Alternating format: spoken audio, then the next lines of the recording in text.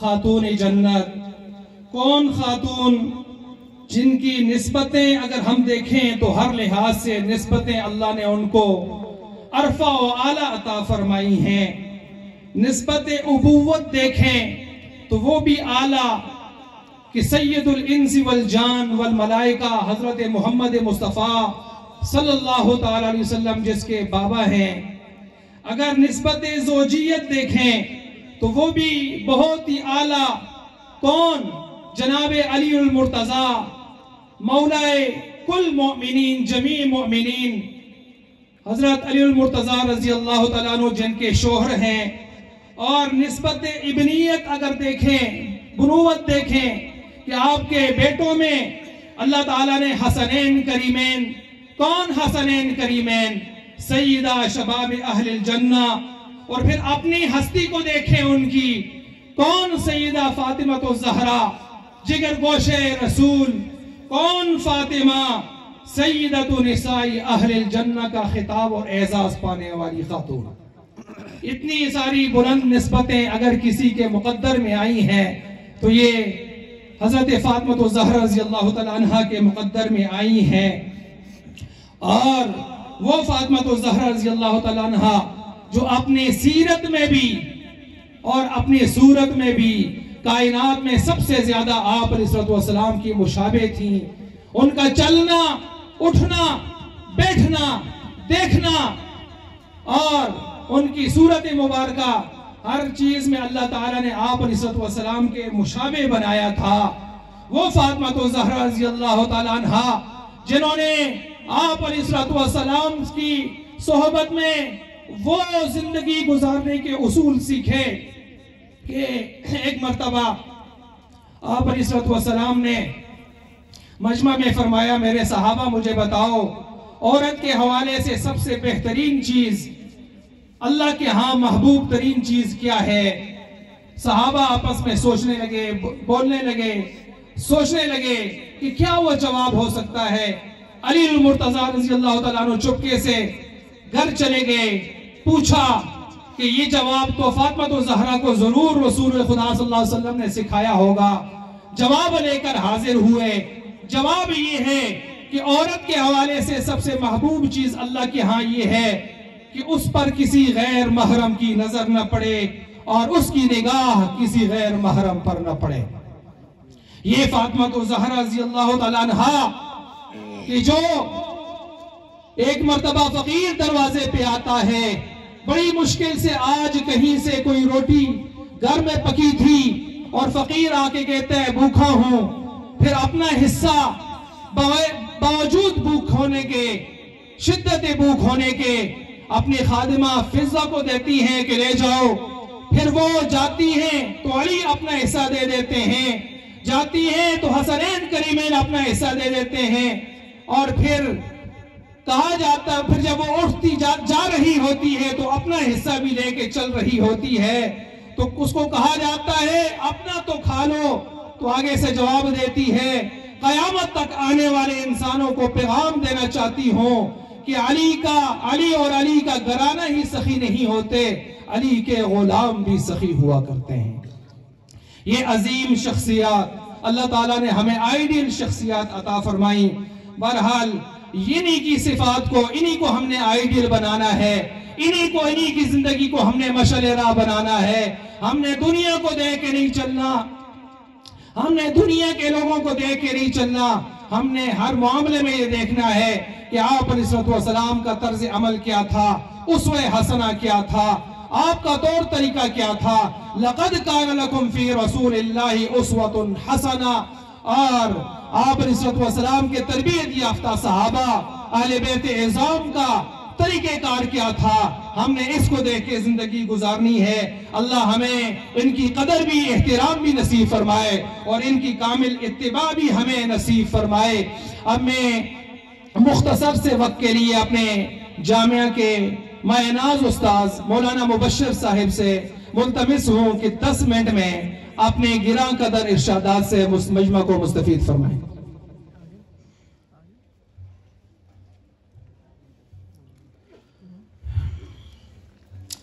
السلام علیکم ورحمۃ اللہ وبرکاتہ۔ سبحان الابدی الابد سبحان الواحد الاحد سبحان الفرد الصمد سبحان رافع السماء بغير عمد سبحان من بسط الأرض على ماء جمد سبحان من قسم الرزق ولم ينس أحد سبحان الذي لم يتخذ صاحبة ولا ولد سبحان الذي لم يلد ولم يولد ولم يكن له كفوا أحد. أما بعد، فقد قال الله تبارك وتعالى في القرآن المجيد والفرقان الحميد: إنما يخشى الله من عباده العلماء. قال النبي صلى الله عليه وسلم: من صلى خلف عالم تقي فكأنما صلى خلف نبي، أو كما قال عليه الصلاة والسلام.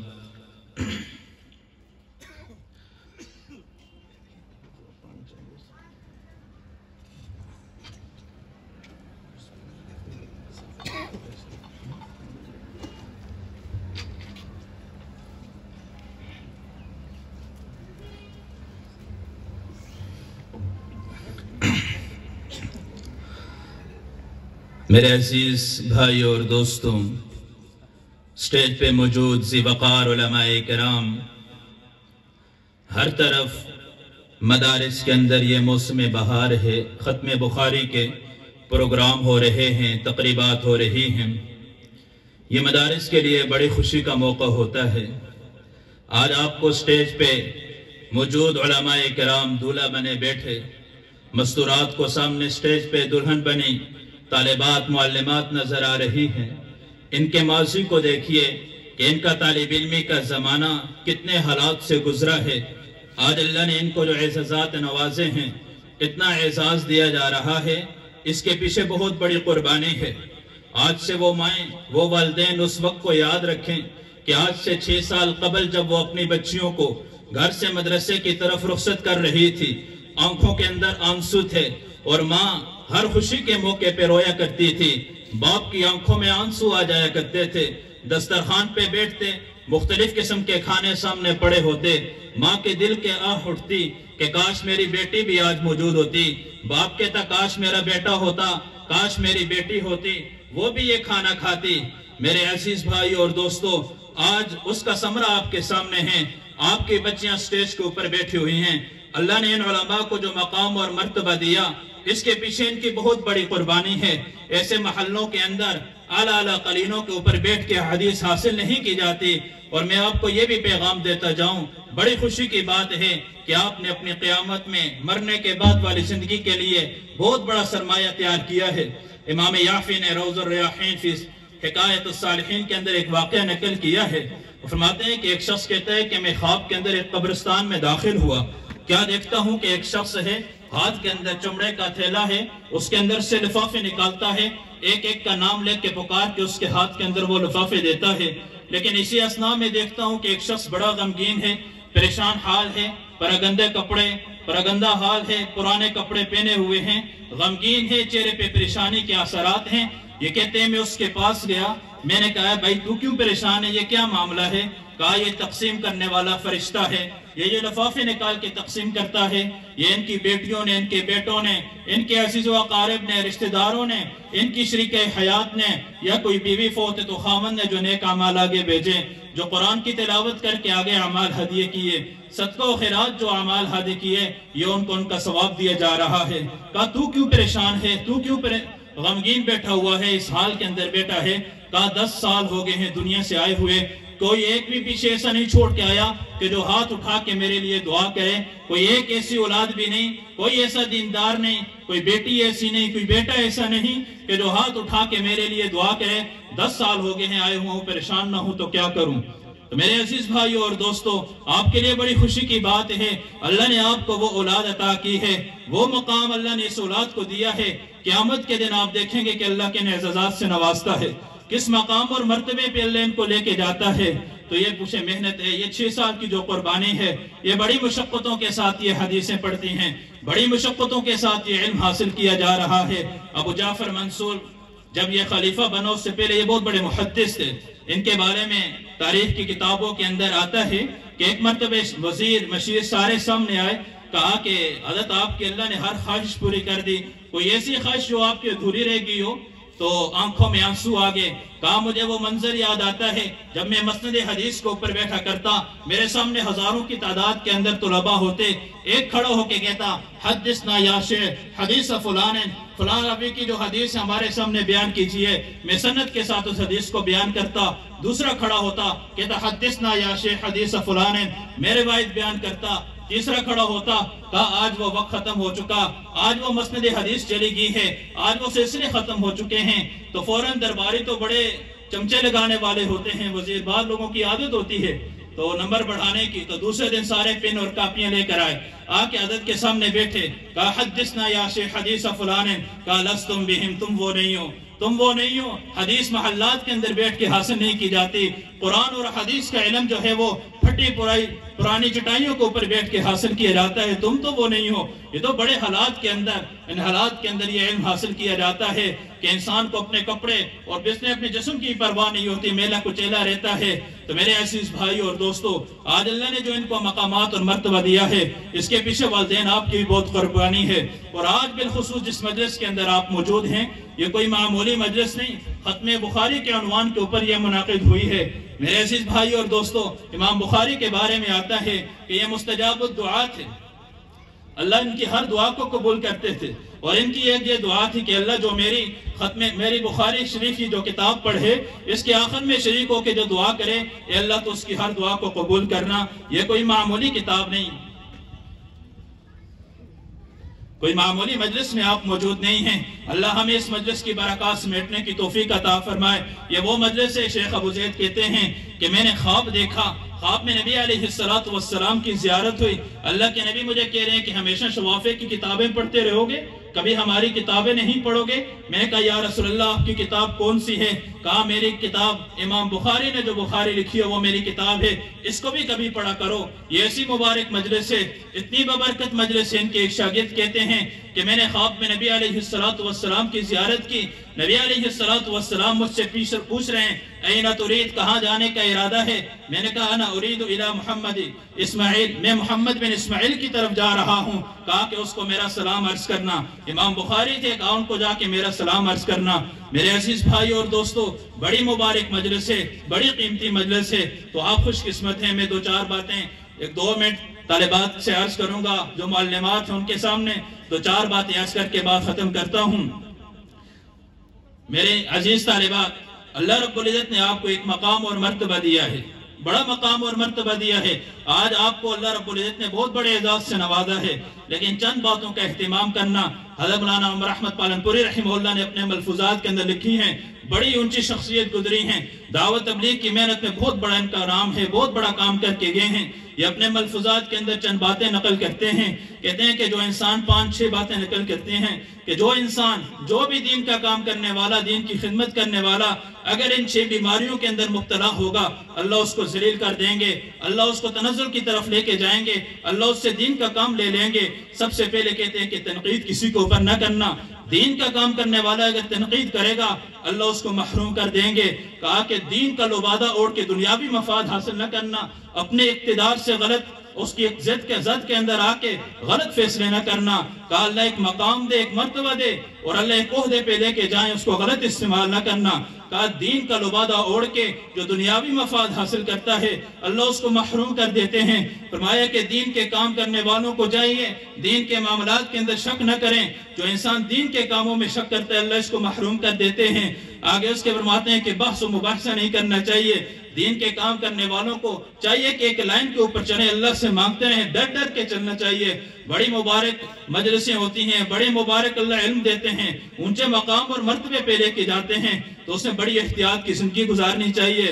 اللہ رب العزت پھر اللہ ان کو مقام دیتے ہیں، جو آگے وہ لکھتے ہیں کہ جو انسان ان چیزوں سے بچ کے رہتا ہے اللہ رب العزت پھر اس کا حافظہ بھی تیز کرتے ہیں۔ اکثر لوگوں کو شکایت، طالبات کو، طالب علموں کو شکایت ہوتی ہے کہ ہمارا حافظہ تیز نہیں ہوتا، تو جو انسان ان چیزوں کا خیال کرتے ہیں، ان بیماریوں سے اپنے آپ کو بچاتا ہے، اللہ اس کے حافظے کو بھی تیز کرتے ہیں، پھر اللہ ایسا حافظہ نصیب فرماتے ہیں۔ اللہ امام ذہبی جیسا حافظہ نصیب فرمائے۔ ان کے شاگرد کہتے ہیں کہ میرے استاد کو سامنے ٹیلے پہ کھڑا کر دیا جائے، لو اقیم علی عقیمۃ لعرف کل اسماءہم باسماء آبائہم، میرے استاد کو ایک ٹیلے پہ کھڑا کر دیا جائے، اس کے سامنے 6 لاکھ راویوں کو کھڑا کر دیا جائے، پھر میرے استاد سے ان راویوں کے بارے میں سوال کیا جائے، میرا استاد ہر راوی کا نام، اس کے باپ کا نام، اس سے کتنی روایات منقول ہیں، اس کے سارے علمی اہل علم کو ان کے بارے میں رائے کیا ہے، کتنی روایات اس سے نقل کی ہیں، ساری کی ساری بتا دے گا۔ پھر اللہ ایسا حافظہ نصیب فرمائیں گے، پھر اللہ دین کا کام حدیث کی خدمت اس سطح پہ لے کے جائیں گے جس طرح اللہ نے امام رازی سے، امام ابو زرع رازی سے لیے ہیں۔ کیسی شخصیت تھے؟ تاریخ بغداد کے اندر خطیب بغدادی فرماتے ہیں کہ امام ابو زرع رازی اس امت کا وہ شخص گزرا ہے جس کو 6 لاکھ حدیثیں زبانی یاد تھی۔ امام احمد بن حنبل فرماتے ہیں کہ نبی علیہ السلام سے جو منقول ہیں وہ 7 لاکھ حدیثیں ہیں، مایا کہ یہ اس امت کا وہ شخص گزرا ہے جس سے 6 لاکھ حدیثیں جس کو زبانی یاد تھی۔ ان کے بارے میں آتے ہیں کہ ایک مرتبہ حدیث کا 10 دے رہے تھے، 10 دیتے لمبا ہو گیا تو گھر گیا تو بعض عورتوں کی زبان بہت تیز ہوتی ہے، یاد رکھیں یہ زبان جہنم کی تہ تک لے کے انسان کو جاتی ہے، انسان کے اخلاق کو، اعمال کو برباد کر کے چھوڑ دیتی ہے۔ بیوی نے کہا کہاں تھے؟ کہا استاذی 10 دے رہے تھے۔ کہا تجھے بھی کچھ نہیں آتا، تیرے استاذی کو بھی کچھ نہیں آتا۔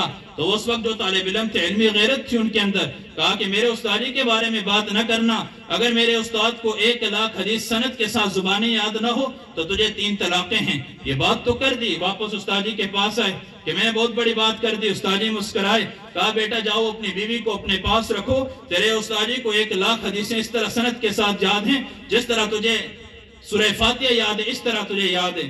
ایسی زندگی حدیث کی زندگی گزارے۔ جب ان کا انتقال ہونے لگا، ان کی روح پرواز کرنے لگی، 5 شاگرد موجود تھے، امام مسلم تھے، امام ابو حاتم تھے، بڑے بڑے محدث تھے ان کے قریب۔ وہ آئے، حضرت سوچنے لگے اللہ کے نبی کی ہدایات ہے کہ جب مرنے کا وقت آئے اپنے مردوں کو لقنوا موتاکم لا الہ الا اللہ، وایا کہ اپنے مرنے والوں کو لا الہ الا اللہ کے ذریعے تلقین کیا کرو۔ آج ان کے انتقال کا وقت ہے، کس طرح ان کو یہ حدیث سنائی جائے؟ ساری زندگی ان سے حدیث پڑھتے رہے، انہوں نے ہماری تربیت کی، آج کیسے بتائیں؟ تو مشورہ ہوا کہ ہر ایک اپنی اپنی سند پڑھے۔ ایک محدث اٹھا، شاگرد اٹھا، اس نے اپنی سند، دوسرے نے اپنی سند۔ تو امام ابو زرع رازی نے جب یہ دیکھا کہ سارے اپنی سند پڑھ رہے ہیں تو ایک دم ذہن کے اندر خیال آیا، سوچ ہوش کے اندر آئے تو فوراً سند پڑھی۔ عن معاذ بن جبل رضی اللہ تعالی عنہ قال قال رسول اللہ صلی اللہ علیہ وسلم من کان آخر کلامہ لا الہ الا اللہ دخل الجنہ، فرمایا کہ جس کا آخری کلمہ لا الہ الا اللہ ہوگا سیدھا جنت کے اندر داخل ہوگا۔ صرف کلمہ نہیں پڑھا، ساری زندگی حدیث کی خدمت کرتے ہوئے گزاری۔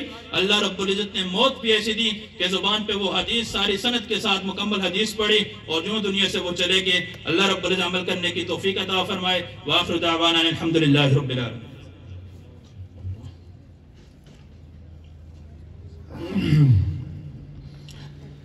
یہ ہنر بخشا گیا ہے خداوندان اہل مکتب کو کہ سنگریزوں سے کر لیتے ہیں گوہر و لعل پیدا۔ مجمع میں تشریف فرما حضرات علماء اکرام سے گزارش ہے کہ یہاں آگے اسٹیج پر تشریف لائیں۔ تو ہمارے اس مجمع میں کافی سارے علماء اکرام، مفتی مہتاب صاحب، مولانا نیاز صاحب سے گزارش ہے، اور ہمارے خطیب ہزارہ، خطیب شہر مانسرہ، عظیم شخصیت حضرت مولانا سید اجمل شاہ صاحب دامت برکاتہم العالیہ سے بھی گزارش ہے اسٹیج پر تشریف لائیں۔ ہم انشاءاللہ آپ سے مستفید بھی ہوں گے، آپ کے خوبصورت آواز اور ترنم والی آواز سے آپ اسٹیج پر تشریف لائیں۔ ماشاءاللہ جی، اچھا تشریف لا چکے ہیں ماشاءاللہ۔ تو